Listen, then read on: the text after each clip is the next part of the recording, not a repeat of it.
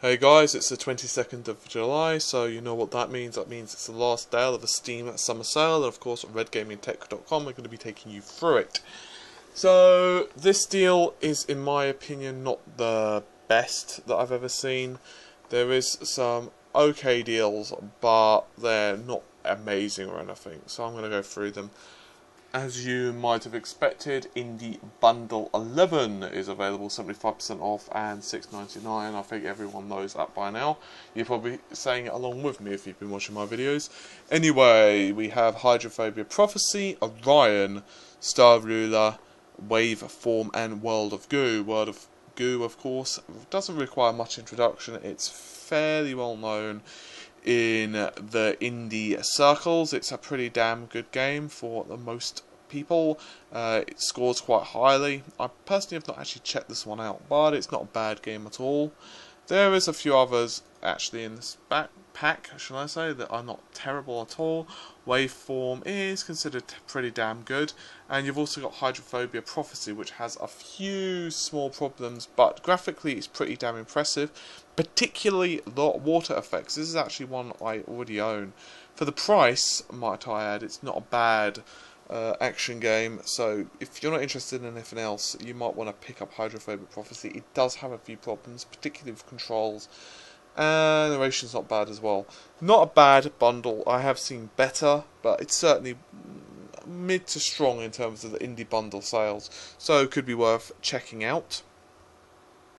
Now that I have you enraptured, ha ha ha, we could talk about Bioshock. Bioshock, of course, is available on this sale, 75% off. That's, well, it's about £7 actually for both games. Or you could pick up Bioshock 2 for $3.49.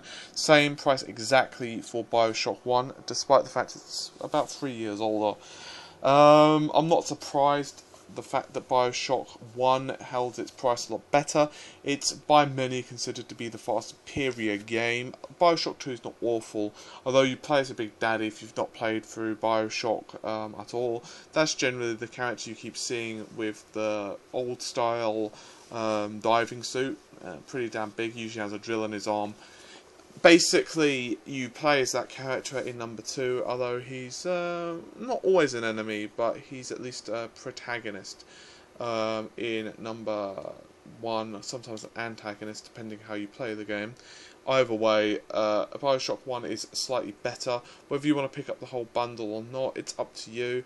So, it's not bad or anything. You're not actually saving anything, funnily enough. Buying both games, funnily enough, you're literally saving 0.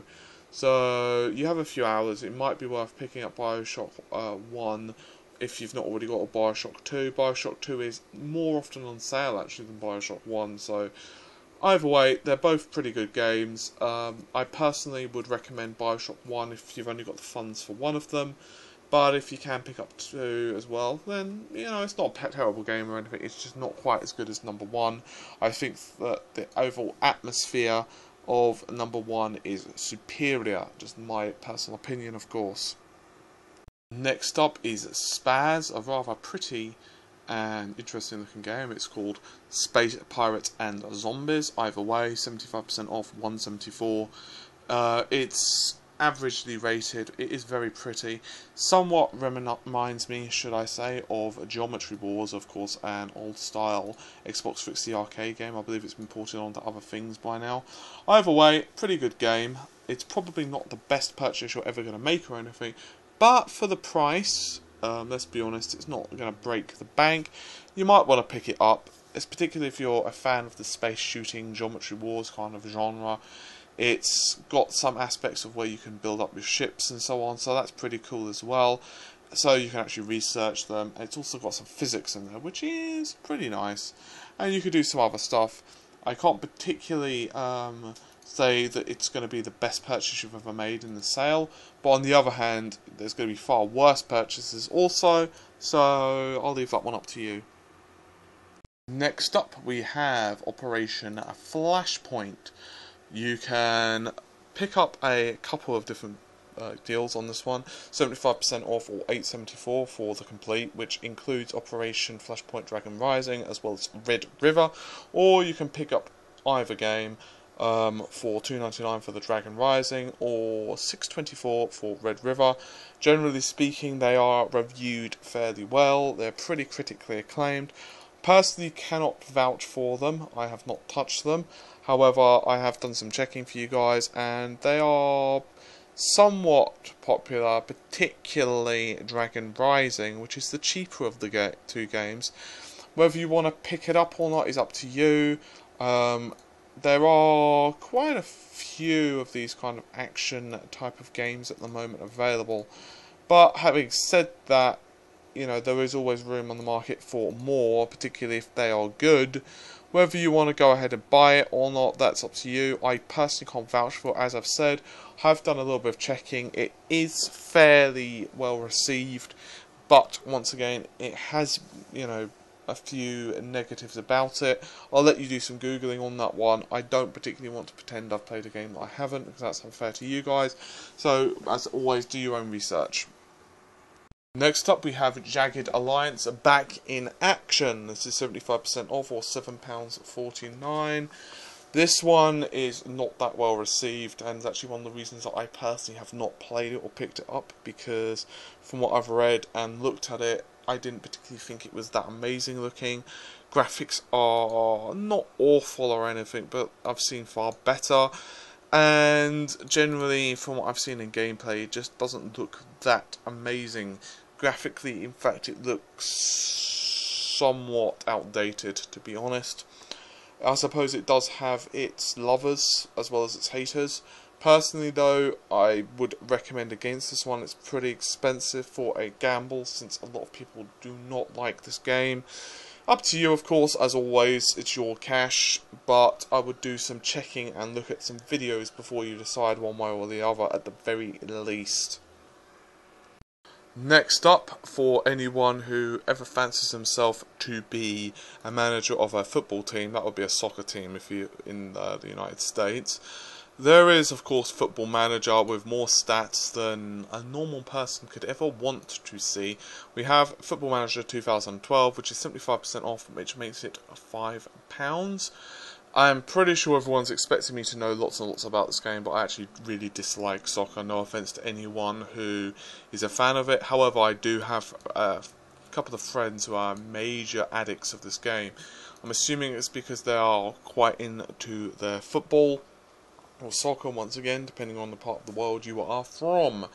This is definitely one of those games where you need to be a lover of stats and strategy and all of that kind of thing. If you are, however, you probably will be extremely addicted to this game. You will probably while away many hours. I actually know of a particular friend who has literally not realised he was actually playing until 5 or 6 AM on this particular title, so it's extremely addictive, so probably not a good idea to start playing this one before you've got work in the morning. Anyway, either way, it is extremely polished and very popular, of course, and published by Sega, which is nice to actually see that they're publishing something remotely successful. Some of their games not so hot as they could have been, unfortunately. Anyway, this is one of those games where you're either going to love it or hate it, depending on your perspective of the particular sport in question.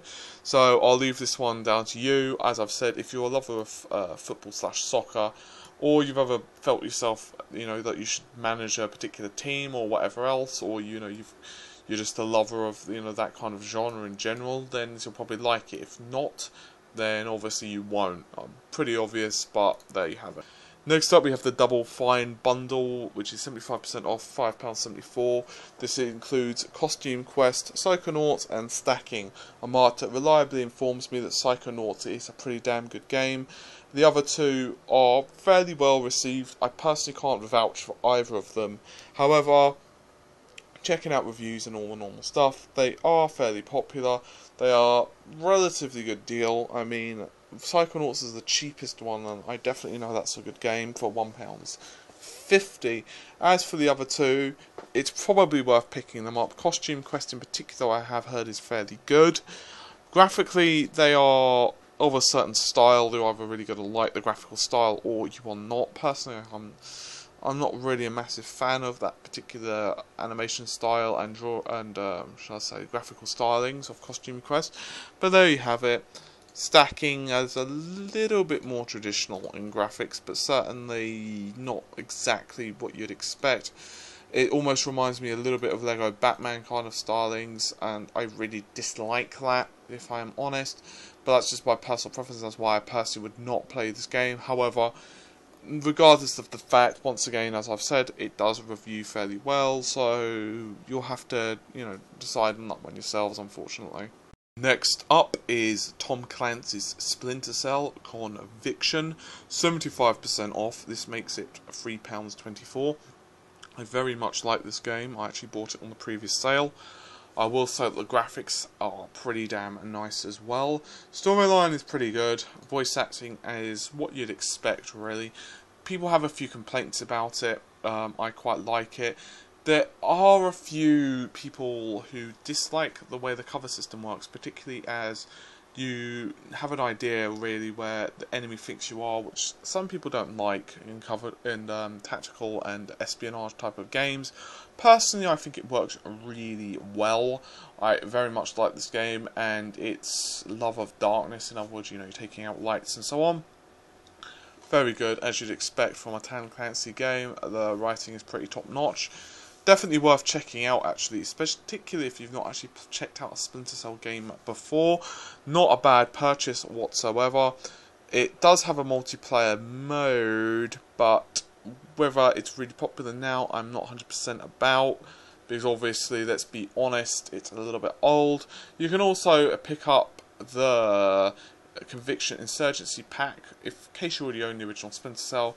That costs you a little bit less, and you can also pick up the Conviction Deluxe Edition, which includes a few other bits, including Infiltration Mode, Shadow Armor, and 3 bonus weapons. That's going to cost you 50p extra on top of the regular game. Obviously, you can't upgrade for 50p. That's an entire new purchase.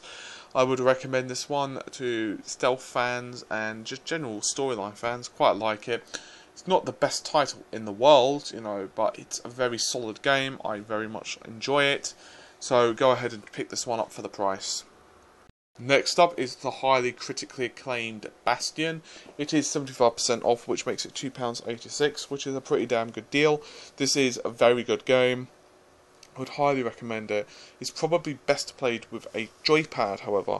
It is a indie action RPG type of affair, and is fairly unique because it has a narration actually throughout it, and the narrator will go ahead and comment on what your on-screen actions are, and it will be actually fairly unique to what you're doing. So for example, if you get smacked by a monster and you kind of just survive an encounter, you'll say it, but if you easily dispatch a foe, it will also go ahead and narrate that.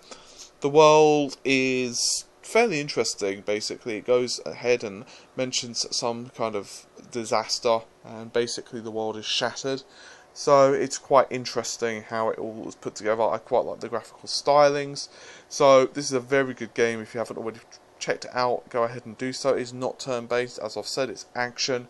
So think Zelda, but not quite like Zelda or anything like that. But it's more in that kind of genre, so it's not like Final Fantasy, which is more, of course, turn-based. Very good game. Would highly recommend checking it out. I believe there is a demo for this one. I could be wrong though, but well worth it. It scores highly. Amata and I both have got this game, so definitely good. Anyway, go ahead and pick this one up. Finally, there are a few deals that are still running. There is a Dead Island, 5 hours remaining. Not a bad game, as I've said several times now. I would personally say it's not one of the best games ever. There is, of course, DayZ mod for Armour. Currently, the Armour deal is still going, so if you do want DayZ, this is probably your best chance to get hold of it. Dead Island does look very pretty. In my opinion though, I got bored with it fairly quickly, which is a very big shame considering just how awesome the cutscenes were and so on, as particularly before the game was launched. We all know about the little girl trailer. Next up is The Witcher 2, Assassin of Kings. It's about 10 hours left on this one, which makes it £12 or 60% off, Very good game. I would recommend, however, only picking this one up if you own the first one and you've completed it. Good game, nevertheless. It's a little bit hard in some places, which can put people off. There is quite a difficult learning curve. This has been somewhat resolved with some patches, but generally speaking, it's not going to be one of the friendlier of RPGs. It also has a lot of adult content in there, which is quite nice. It doesn't treat you like a twit, which is also very nice. I would recommend this game to hardcore adventure fans or just people who are looking for an immersive type of experience. Next of all, of course, is Portal 2. I don't think this game needs much introduction. It's 75% off, £3.74. Very good deal. Definitely worth picking up if you've not, if you are a fan of the genre. Personally, I've never been that interested in Portal. I know that's probably getting gasps of horror, but it's not, you know, a bad game or anything. It's just not my personal cup of coffee. But you know, it does have a lot of fans, so you know, this one comes down to, of course, personal preference. Next up is Trine 2. You can also pick up Trine Collection for 50p more. Either way, Trine 2 is very good. However, it's fairly short now, in hours. It's only got about 3.5 remaining. And that's as I'm recording, so it's probably going to be significantly less once I put it up. So this is a very good physics, adventure, platforming type of game. Very good overall graphics. It also is fairly unique in that 3 players can play even on the same system. In my opinion, a keyboard and mouse is slightly better than a joypad, but joypad definitely does play very well. So you can go ahead and actually play on the same system. It does work pretty nicely. So if you do happen to have friends around, it's one of the few really good co-op PC games on local co-op, shall I say. The other one I'd probably recommend is Lara Croft and The Guardian of Light. There are a few others, such as Serious Sam. But Serious Sam 3 does require a person to use a joypad, and I feel bad for anyone who's using a joypad in a first-person shooter when the other person is using a keyboard and mouse. Either way, I will say that that's pretty much all of the deals available. So it's been a fairly interesting summer sale. I think today's, which is the last day actually, it's been not that great, to be honest with you. Splinter and Bastion are pretty good, and Bioshock is pretty good, but I think most people have tried that one by now. Either way, to me personally, I'm not getting anything today on today's deals, but it's kind of interesting that normally their tradition is to actually go ahead and put up all the deals, or you know, the big hits, so everyone gets another chance to buy them. This has not been the case. I'm assuming it's most likely because of the flash deals and so on, so they figure, hey, if you haven't managed to pick this one up, then that's just too bad on you. Although I'm pretty sure there have been a few games that haven't actually been on sale more than once, including Spec Ops: The Line, which is a very good game, by the way. Anyway, with all of that said, hopefully this series of videos has been helpful to you guys. So take care of yourselves, and bye for now.